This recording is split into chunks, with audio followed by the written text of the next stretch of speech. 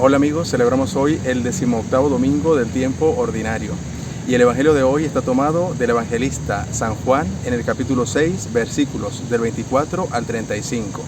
En este evangelio se nos cuenta cómo la gente, la multitud, una vez que ve el milagro de los panes, comienza a perseguir a Jesús hasta que lo encuentra.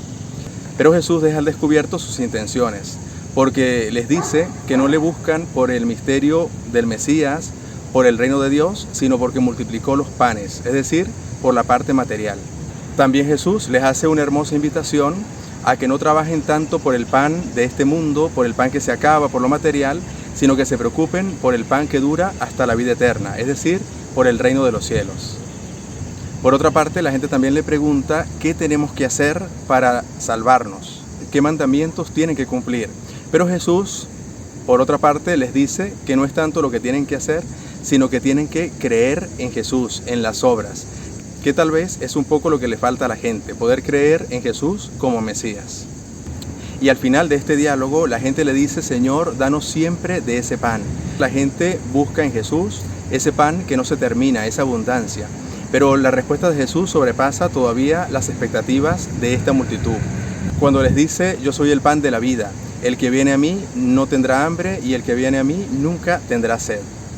En aquel tiempo y hoy también Jesús quiere ayudarnos a todos a que vayamos más allá de lo simplemente material, o sea, más allá de la simple satisfacción de las necesidades inmediatas y de las necesidades materiales.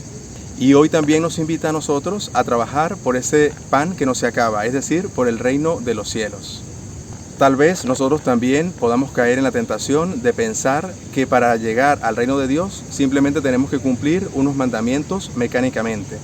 Pero el mero cumplimiento de unos mandamientos no basta. El Señor nos invita a creer profundamente en su persona y ese es el fundamento de la fe cristiana. Es decir, una vez que nos hemos encontrado con Jesús en un encuentro personal, le hemos amado, pues pasamos del cumplimiento a la convicción. Y esa convicción hace que nos comprometamos completamente con Jesús. Hoy podremos preguntarnos qué busco en Jesús, si simplemente el cumplimiento de mis satisfacciones, de mis necesidades, acudo a Él cuando tengo algún problema para que resuelva mis problemas de salud o económicos, o realmente encuentro en Él las señales del reino de Dios. Comprender las señales del reino de los cielos significa entender que el mayor milagro que podemos presenciar en esta vida es el encuentro que tenemos con Cristo, es decir, el encuentro que podemos tener con Él en la Eucaristía, en nuestra oración, un encuentro personal en el cual haya sentido yo el amor misericordioso de ese Jesús que me ama y que por lo tanto me he convertido por amor a Él. En aquel tiempo le preguntaban a Jesús qué tenían que hacer para alcanzar la vida eterna. Hoy, lamentablemente, mucha gente no se pregunta por esto, inclusive cristianos que les cuesta creer que hay una vida después de esta. Por tanto, si quieres sentirte más feliz y más pleno cada día, es bueno que te preguntes por la vida eterna. Es bueno que le pidamos al Señor Jesús ese gusto por la vida eterna y por las cosas espirituales. Es importante en este sentido que reforcemos nuestra creencia en el cielo, que creamos que después de esta vida el Señor nos espera en ese reino celestial que nos ha prometido.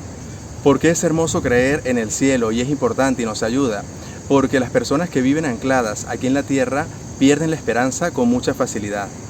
Y por lo tanto pierden también con mucha facilidad la alegría, la fe, la motivación, el deseo de trabajar.